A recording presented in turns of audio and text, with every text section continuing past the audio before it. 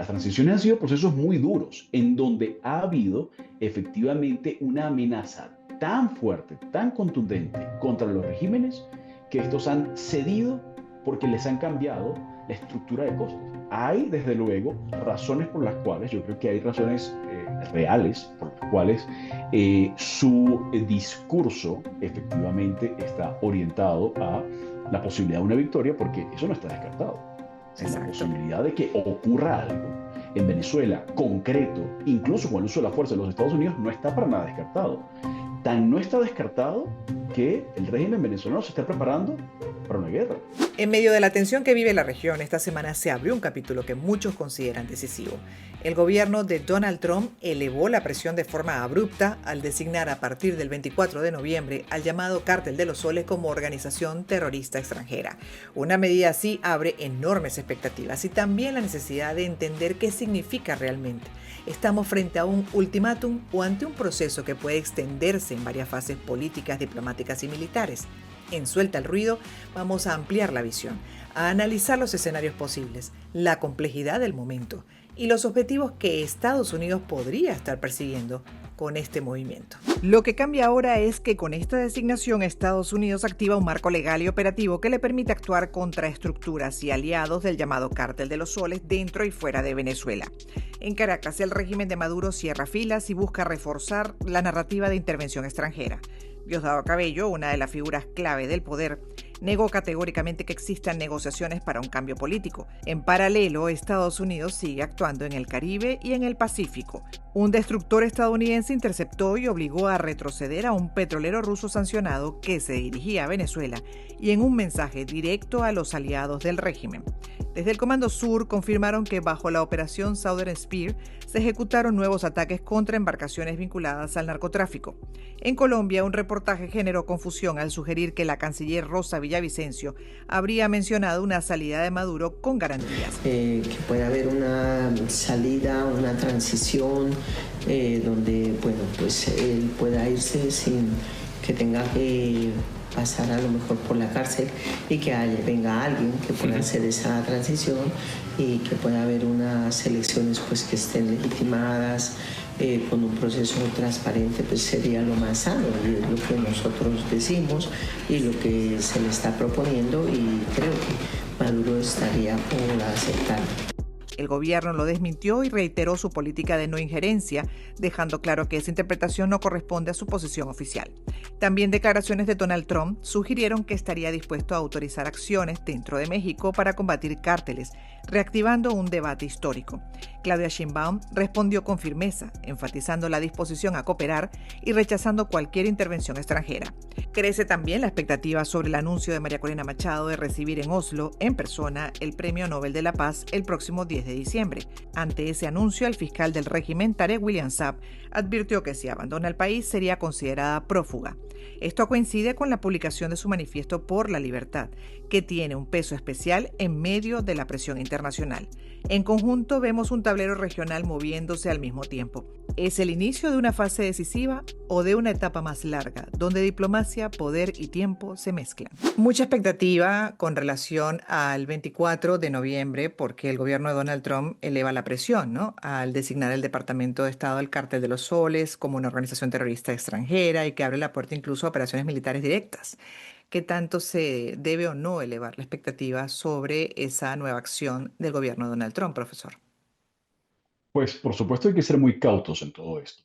Hay un despliegue de fuerza, por una parte, que es masivo, que es impresionante, que no se veía desde la crisis de los misiles, ya ni siquiera estamos hablando de como punto de referencia la operación para derrocar a Noriega, sino la propia crisis de los misiles en la Guerra Fría. Entonces estamos hablando de un despliegue de fuerzas, pues que es por supuesto impresionante y que lleva a muchos a pensar que este despliegue tiene que ver naturalmente con una acción de mayor envergadura, que no es simplemente por un tema, digamos, de lucha contra carteles o hundimiento o destrucción de narcolanchas, sino que tiene que ver con algo más. Ahora bien, también es cierto que la fuerza no solamente se usa de manera directa, a través de lo que se conoce como acciones cinéticas, acciones de movimiento, de contacto, de impacto, sino también en un sentido político. Y aquí esta simbología, ¿verdad?, que implica no solamente el despliegue, por supuesto, de los destructores que ya hemos visto, de los aviones, sino la llegada del portaaviones Gerald Ford y de todo su grupo de combate, pues claramente tiene un objetivo mucho más psicológico y político, diría yo, en este momento. Y desde luego que todas estas aproximaciones a las costas de Venezuela, por ejemplo, y los ejercicios con Trinidad tienen también ese propósito. Ahora bien, identificar exactamente cuándo, cómo, dónde va a tener lugar algo que pueda parecerse una operación en el territorio, pues es muy difícil de prever. Es muy difícil de Ujú. prever porque estamos hablando de múltiples piezas que se mueven al tiempo. Estamos hablando de piezas que se están moviendo en Washington, estamos hablando de piezas que se están moviendo en Caracas, estamos hablando, por supuesto, de las tensiones, digamos, partidistas en los Estados Unidos, estamos hablando también de medios de comunicación. Hay una lucha tremenda en los medios de comunicación, en las redes sociales. En el ámbito académico también hay debates con respecto a todo esto que pueden alterar el proceso de toma de decisiones. Entonces, yo diría que hay que tomar en consideración que este despliegue claramente nos está diciendo que hay una voluntad de generar algún tipo de cambio político en el entorno del Caribe, pero que no necesariamente se va a presentar en los términos que pudiésemos anticipar tan fácilmente. Claro, lo que pasa es que también dentro de todo esto que describe, ¿no? Y además en paralelo incluso declaraciones que tejen narrativas, tejen matrices de opinión. Hay una que uno siente que va agarrando como más fuerza, que sería la del ultimátum, que pareciera luego de esta decisión y a partir del 24 de noviembre del presidente Trump y el Departamento de Estado, entra entonces el régimen de Maduro en una especie de ultimátum. ¿Usted lo ve así? Pues hay razones para pensar que a partir del 24 de noviembre efectivamente pueda haber algún tipo de fecha límite, de plazo a partir del cual se convierte, y esto desde el punto de vista normativo es absolutamente cierto. Ahora hay que ver si se convierte esto en una realidad desde el punto de vista político-militar, pero se convierte en blancos y en objetivos militares legítimos para el Estado estadounidense. Y me refiero ahí al cártel de los soles, me refiero, por supuesto, a las principales cabezas visibles, lo que se ha identificado como los líderes del cártel de los soles. Ahora bien, también se ha jugado mucho con esto de ir trazando distintas etapas para ir escalando la presión e Ujú, ir creando condiciones para que cualquier tipo de cambio político tenga un costo mínimo. Porque sabemos que un cambio político y una incorporación, por ejemplo, de tropas, una operación comando, pues tiene muchos riesgos. Tiene el riesgo, y siempre hay un riesgo, por supuesto, que tiene repercusiones políticas, y en ese sentido es donde Donald Trump, como cualquier político, pues va a tener siempre mucho cuidado en no incurrir riesgo de que una operación comando salga mal, simplemente por razones, por algún claro. accidente, riesgo de que incluso una extracción de algún líder, es decir, Maduro, por ejemplo, no necesariamente genere un quiebre en el régimen, porque sabemos que el régimen es más, que digamos, supera a Maduro. ¿De acuerdo? Ujú, Estamos hablando ujú. de múltiples cabezas. O que esto se prolongue tanto en el tiempo que simplemente se pueda diluir. Existen todos esos riesgos en este contexto, ¿de acuerdo? Lo que estamos viendo es algo que tiene, por supuesto, muchas formas de salir mal para Donald Trump, pero también para las expectativas que se han venido, digamos, sumando en torno a toda esta operación. Y adicionalmente, por supuesto, está pues la capacidad que pueda tener el régimen de Maduro, que no tiene alternativa. Es decir, también es muy importante tomar en cuenta que el régimen como entramado es no solamente un mecanismo político, sino que es Ujú. también una empresa de economía criminal. Entonces, es una empresa de economía criminal que no se puede desmontar, porque hay muchos intereses que no van a permitir que se desmonte a un bajo precio, sino que van a resistir hasta el final. Sí, la palabra hasta el final, ¿no? ¿Qué implica? Porque además es bueno, es la consigna también del liderazgo de María Corina Machado, de Mundo González, y una mayoría, además, que el 28 de julio votó y votó con ese criterio. Se impuso, además, esa mayoría. Lo único es que todavía se sigue esperando que finalmente asuman el cargo. Edmundo González. Y la realidad, por ejemplo, dentro de los escenarios que tenemos. En el caso del liderazgo opositor, uno siente también que en la medida que el presidente Donald Trump va asomando, ¿no? O quizás una intención de presión mayor, acompañada de medidas, en el liderazgo opositor, en el liderazgo de María Corina vemos, y el de Edmundo González, el planteamiento de una transición inminente. Vemos el planteamiento incluso de un cambio real. Uno así lo percibe, al punto de que se lanzó el manifiesto de la libertad por la libertad. Se sacó un mensaje hace unos días también poderoso y dirigido además también a los militares, hablando de eso viene y cuando venga se les está solicitando que acompañen a la población, evidentemente como correspondería además dentro de las funciones, ¿no? Del estamento militar. Entonces, ¿usted cómo percibe esa narrativa? ¿Cómo la percibe? ¿Como algo factible, real o básicamente como parte de una presión también que se está buscando mayor? Pues aquí hay algo importante que hay que mencionar. A ver, creo que del lado opositor venezolano, y cuando me refiero a opositor, me refiero a a la oposición mayoritaria, la que tiene los votos, la que tiene efectivamente el apoyo popular, como está demostrado, desde el lado opositor se está haciendo todo lo que se tiene que hacer. Yo particularmente no veo mayores problemas o fallas en la estrategia de Ujú. acuerdo a los recursos con los cuales se cuenta, que no son pocos desde el punto de vista simbólico. Es decir, un liderazgo de una Premio Nobel de la Paz, un presidente electo con una abrumadora mayoría, Legítimo. un evidente fraude, un robo electoral, ¿cierto? Y desde luego mucho apoyo y mucha simpatía dentro y fuera de Venezuela, considerando por supuesto los 8, casi 9 millones de venezolanos que estamos por fuera, en torno a ese liderazgo. Y desde luego un reconocimiento internacional de, sobre todo, sectores muy importantes en el mundo occidental, en el Atlántico Norte, y en torno a buena parte de América Latina, en torno a a ese liderazgo. Entonces, ese liderazgo está haciendo lo que tiene que hacer. Está Ujú. llevando y tratando de llevar adelante, ¿verdad? Una campaña de desgaste del régimen de Nicolás Maduro y compañía. De Es- acuerdo. Ahora bien, ese Ujú. liderazgo, digamos, recordemos que el chavismo tiene una generación completa en el poder. Ya ha venido construyendo en distintas etapas, ha venido construyendo las bases para atrincherarse, para sobrevivir bajo presión. Yo creo que esta presión es inédita. Es por eso que no me atrevo a pensar ni a afirmar, como he escuchado por allí, que esto va a ser igual que en otras ocasiones. No creo, ya no es igual que en otras ocasiones. Y aquí tenemos un cambio importante, cualitativo y cuantitativo, de lo que es esta presión internacional. Ahora, es cierto que la oposición, liderada por María Corina Machado, está haciendo todo lo que tiene que hacer estratégicamente, pero necesita apoyo externo. Necesita apoyo externo contundente. Y ese apoyo externo contundente depende de un aliado.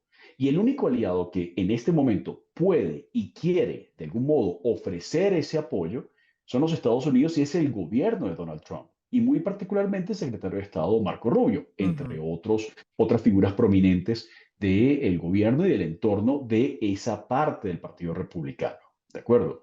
Por supuesto, esto ha generado, porque estamos hablando de Donald Trump, es una figura polarizante y genera, por supuesto, eh, roces, genera, por supuesto, incomodidad en algunas personas y eso, desde luego, puede debilitar la idea en torno a que efectivamente se necesita ese apoyo y que este es el apoyo que está Claro, disponible.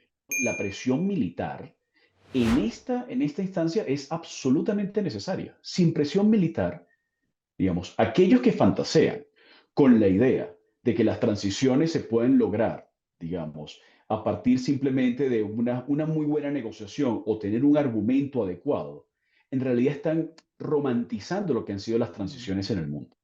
Las transiciones han sido procesos muy duros, en donde ha habido efectivamente una amenaza tan fuerte, tan contundente contra los regímenes, que estos han cedido porque les han cambiado la estructura de costos. Es decir, les termina siendo, para parte de esos regímenes, termina siendo mucho más costoso mantenerse en el poder que salir. Claro. En este momento lo que está haciendo es elevar ese costo. El problema está en que ni María Corina, ni el Mundo González, ni nadie en la oposición venezolana, ni los venezolanos en el exterior, tenemos control acerca de lo que pueda hacer ¿O no? la Armada de los Estados Unidos. Entonces, cuando Venezuela ha perdido, Gladys, en buena medida, no completamente, pero ha perdido buena parte de su capacidad de actuar autónomamente.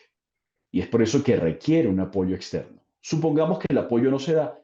Yo creo que esto no cambia necesariamente el propósito de cambio político, sino que lo aplaza y lo convierte en una lucha mucho más larga.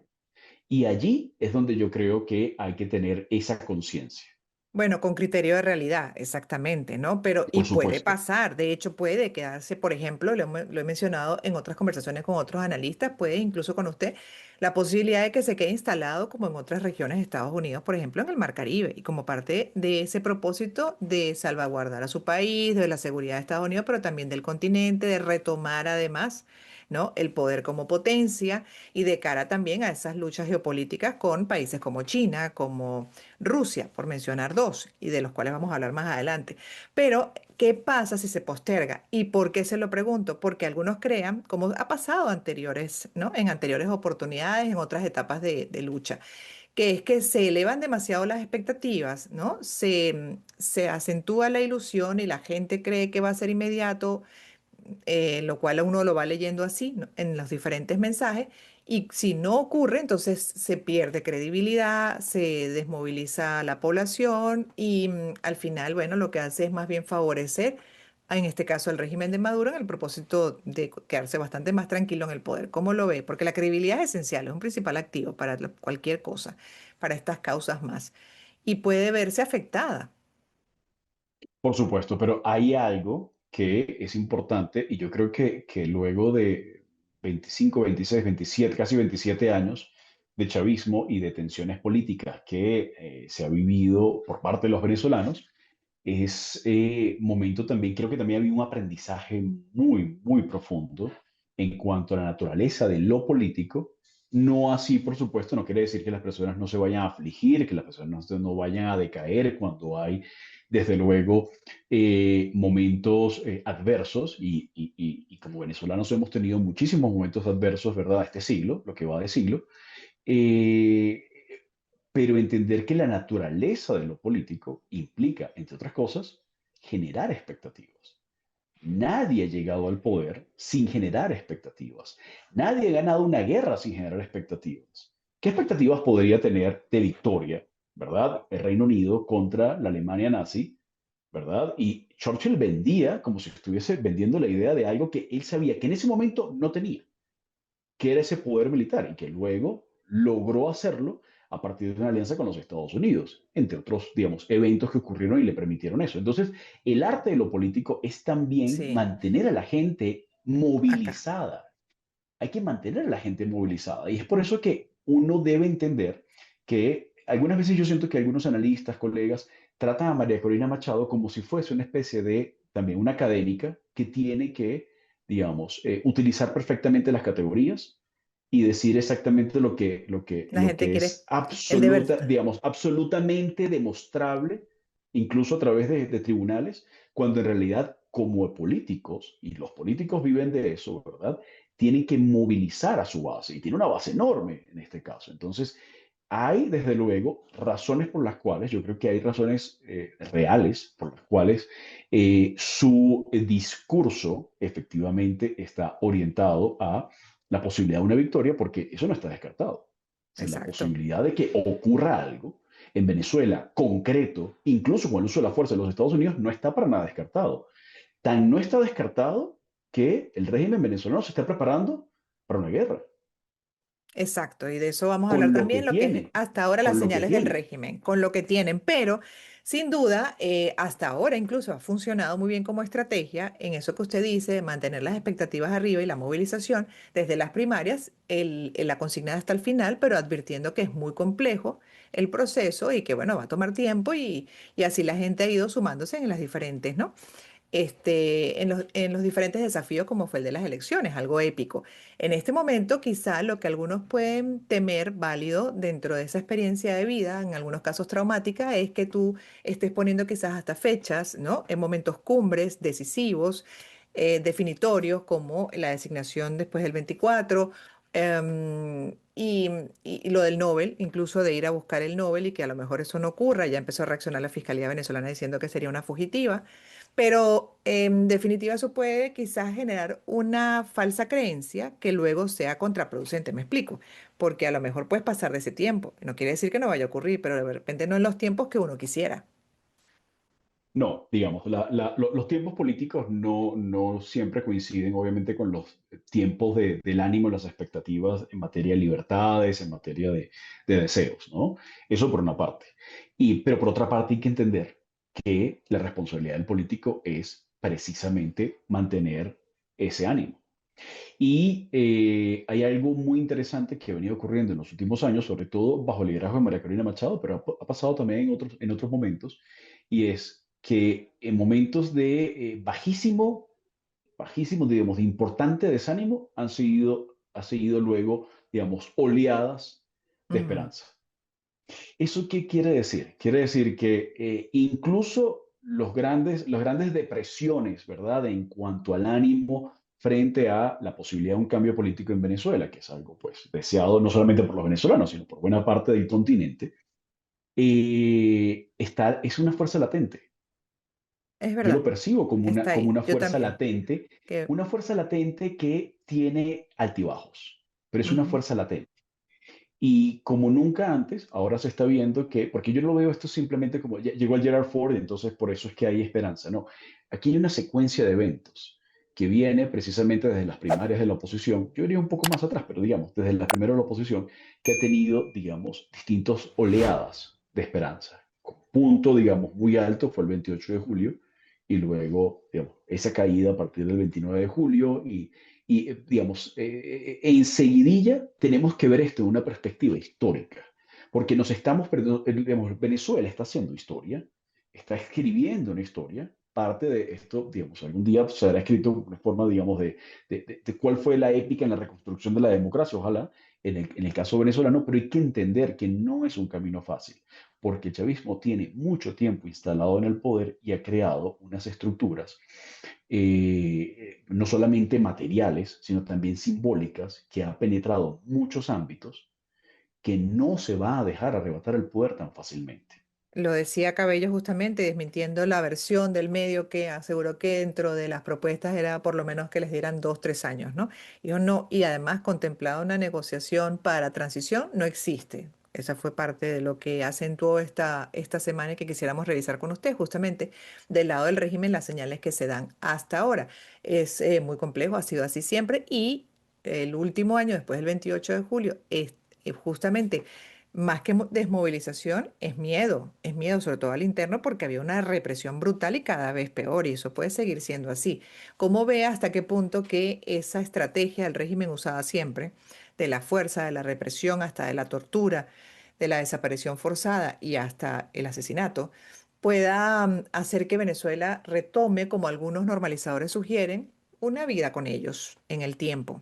¿Cómo lo ve? Con este liderazgo actual, con el presidente electo ahí esperando, con un Trump decidido a luchar contra el narcoterrorismo, ¿cómo lo ve? Pues yo veo muchos argumentos que se quieren vender como realistas y no lo son. Por ejemplo, a mí no me parece realista, no veo como algo realista, no percibo, no analizo como algo realista que pueda, no solamente Venezuela, sino toda la región, todo el Caribe e incluso los Estados Unidos, coexistir pacíficamente con esta estructura. Esta estructura no hace sino degradarse desde el punto de vista moral, desde el punto de vista criminal. O sea, esta estructura depende de una economía criminal que es incompatible, por ejemplo, por mencionar mi país de residencia, es incompatible con la democracia colombiana. La democracia Mm. colombiana no puede compartir, no puede seguir compartiendo 2.219 kilómetros con una estructura criminal tan, tan corrompida como es la que domina Venezuela, porque Venezuela tiene unas potencialidades geopolíticas que hacen que el daño que pueda causar Venezuela es mucho mayor que el daño que puede causar Cuba, por ejemplo, que es una isla, o Nicaragua, que es un país mucho más pequeño. Pero Ujú. Venezuela tiene una capacidad de hacer un daño institucional a sus vecinos, un daño a la seguridad internacional, un daño a la salud pública, que es tremendo, Sí. que va más allá de los venezolanos. Entonces, la idea de la coexistencia pacífica, y además a veces se trae como a colación toda esta idea de la Guerra Fría, que los enemigos pudieron coexistir, pero es que en el caso de Venezuela es un Estado fallido que se ha criminalizado. Entonces, la posibilidad de coexistir con eso existe, pero los costos cada vez son mayores. Los Ujú. costos de coexistir con el chavismo en esta fase, en esa fase de depravación en la cual ha entrado, son muy altos y es por eso que, digamos, va a terminar siendo intolerable. Va a llegar un momento en donde, si no es ahora y se prolonga esto, la posibilidad de lograr cambios mucho más profundos, de lograr algún tipo de transformación, va a ser mucho más costosa en el futuro. Claro. Y Va a ahí ser también mucho más entonces, costosa en el futuro y va a generar mucho más daño en el trayecto. porque además también lo que le decía, la posibilidad que se quede instalado en el Caribe, por ejemplo, Estados Unidos, con toda esa movilización militar, válido como en otras regiones, y eso va a significar sí o sí un muro de contención para todas esas actividades irregulares que han sido fuente de financiamiento. No, y tú lo sabes porque lo hemos hablado. Es decir, mi tesis con respecto a todo esto, y es algo que comparten muchos colegas, ¿verdad?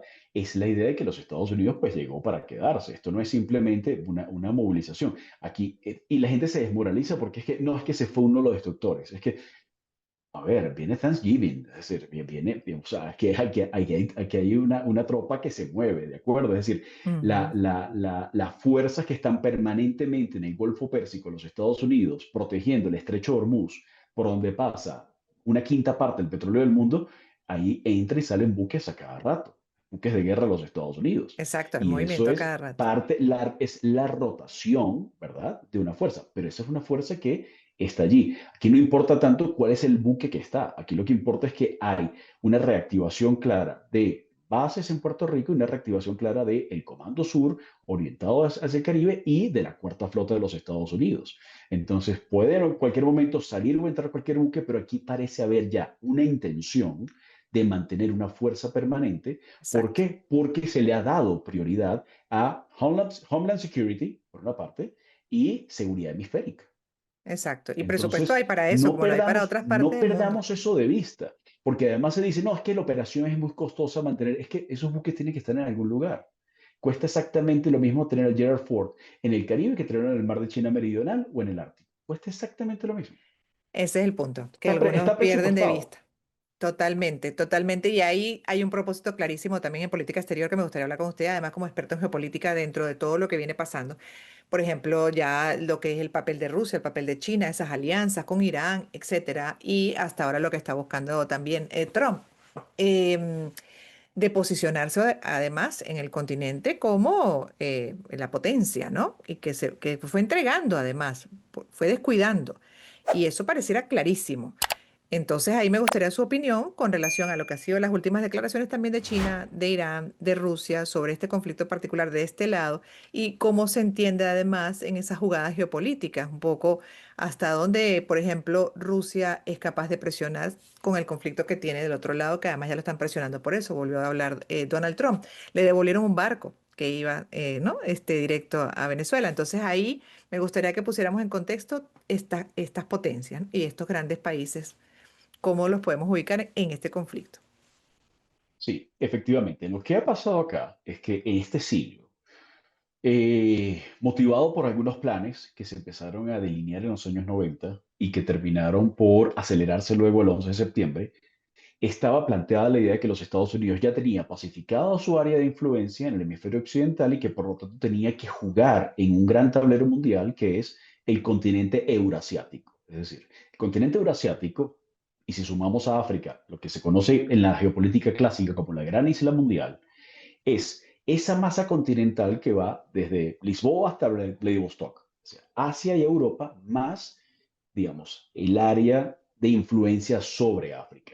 Mientras que las Américas estarían como aisladas, ¿verdad? Ujú. En torno a serían una especie de isla gigante, en torno, digamos, en medio de dos grandes océanos. Y los Estados Unidos entonces tendría que jugar del otro lado para evitar cualquier tipo de alianza entre las grandes potencias. El problema con todo esto es que esas potencias del lado euroasiático jugaron el mismo juego y trataron de penetrar entonces la periferia de los Estados Unidos y lo lograron. Estados Unidos tiene una periferia penetrada en este momento, penetrada por capitales chinos, por tecnología rusa, por intereses geopolíticos y políticos iraníes, por ejemplo. Entonces, en ese contexto se empantana en dos guerras durante 20 años, en Irak y Afganistán, en donde, pues, de pronto amanece y se da cuenta que no tiene ningún tipo de propósito geopolítico esas guerras para Mm, ellos. Comienzan a replegarse, ¿cierto? Y hay una especie de toma de conciencia elemental, una toma de conciencia geopolítica, diría yo, elemental en todo esto, y es que no hay, esto lo dice toda la literatura en relaciones internacionales, sobre todo el conocido realismo ofensivo, no hay una sola potencia, una sola superpotencia en el mundo que pueda efectivamente lograr primacía mundial si no controla su propia área de influencia. claro. Esto es el ABC de la geopolítica y del manual de ser una gran potencia. Y entonces yo lo que veo acá es que están retomando el ABC. Y dijeron, pues aquí lo elemental es tomar el control de mi propia área de influencia. Y eso explica, entre otras cosas, algunos mensajes que no necesariamente se traducen en política, pero que, digamos, en política o en acciones, pero que sí manifiestan cierta intención. A veces hasta en nota humorística.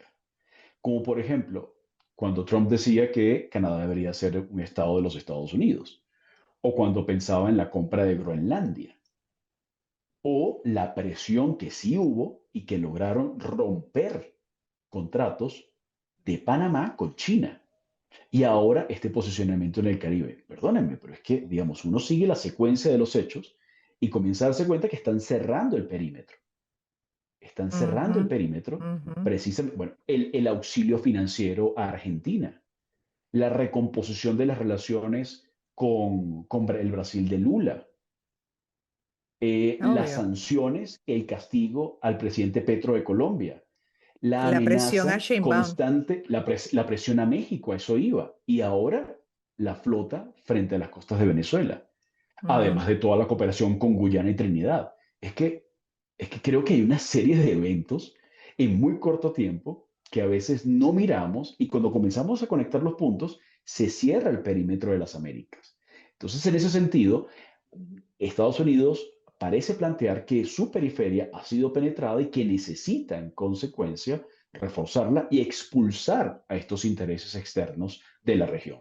Y por eso le pregunto también, ya para terminar, cuando se entiende por las palabras de Donald Trump, incluso las que se mencionó con relación a los cárteles mexicanos, por lo cual también brincó ya la presidenta de México y dijo cooperación sí, intervención no, hablando él de medidas adicionales contra los cárteles, pues hasta qué punto esto es parte de una cruzada global en esa recomposición del continente y lo que es el papel de Estados Unidos dentro de su propio territorio, ¿no? Como explica. ¿Qué papel puede jugar México también? ¿Qué papel puede jugar Colombia? ¿Qué papel puede jugar Brasil además? Y para ir cerrando.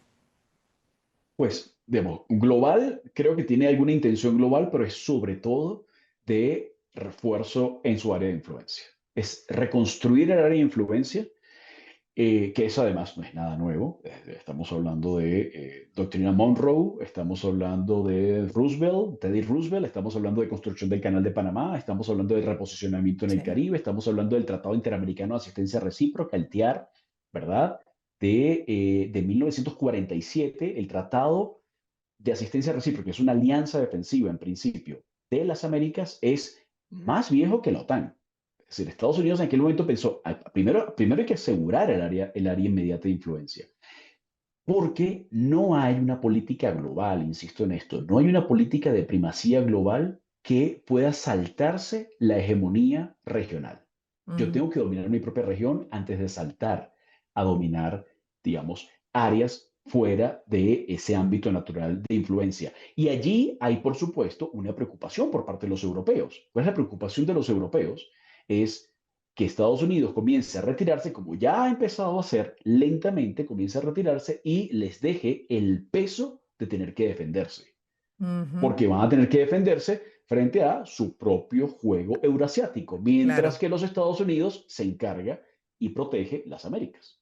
Sí, definitivamente tiene mucha lógica todo lo que acaba de explicar, que pone muy bien en contexto y con lo cual se concluye que no se va a quedar quieto Estados Unidos, sobre todo por lo que representaría Venezuela dentro de eso que menciona, ¿no?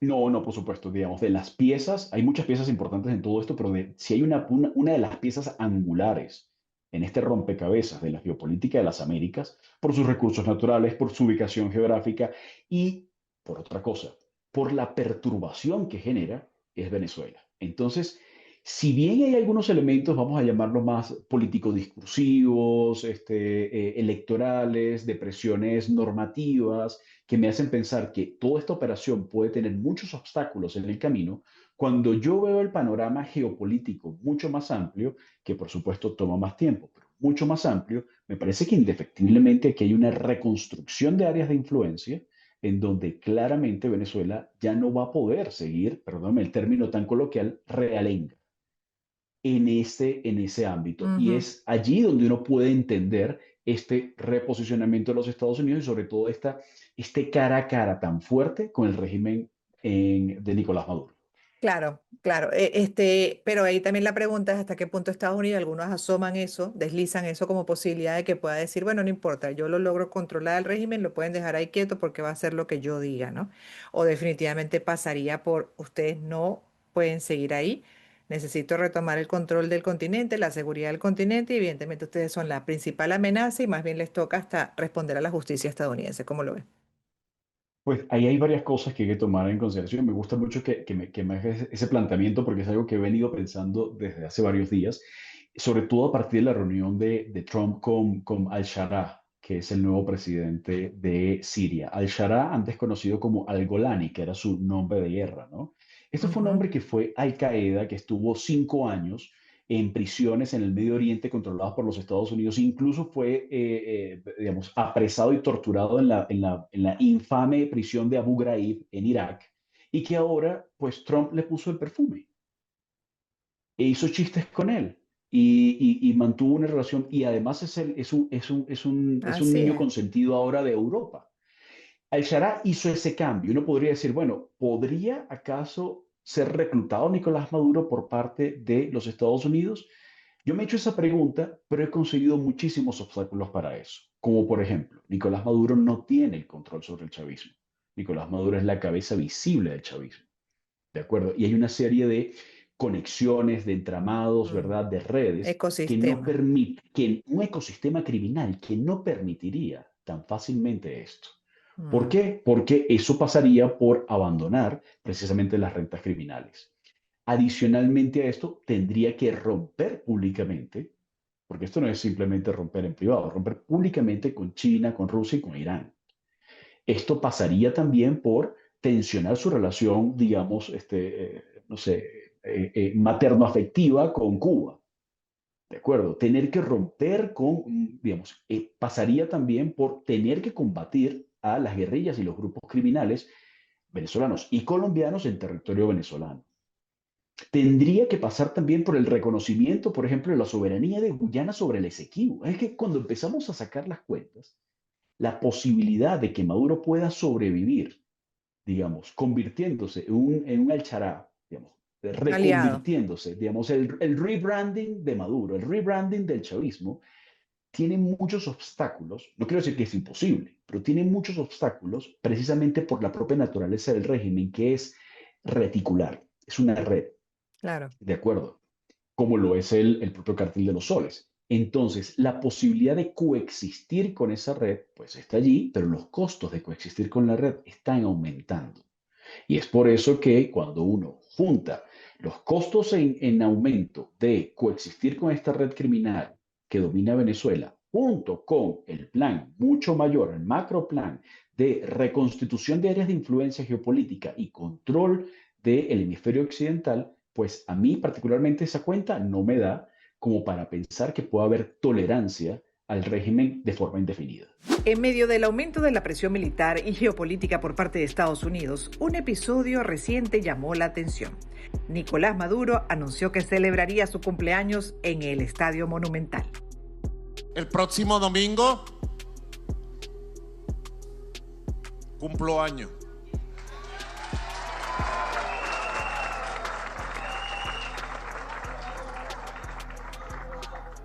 están invitados el domingo al Monumental, al gran concierto que vamos a dar. Minutos después, el exfuncionario estadounidense Marshall Billingsley publicó una imagen aérea del estadio. No dijo nada más, solo la foto. Lo llamativo vino después. En menos de 24 horas, el mensaje de Maduro fue otro. Y yo empecé a echar broma y un poco de gente se lo creyó. Entonces yo dije, bueno, el domingo que viene, 23 de noviembre, a votar y a votar en las comunas para elegir los proyectos. Y luego en las noches nos vemos en el Monumental para rumbear y celebrar mi cumpleaños. Y como a la gente le gusta, es un bochinche, todo el mundo se lo creyó.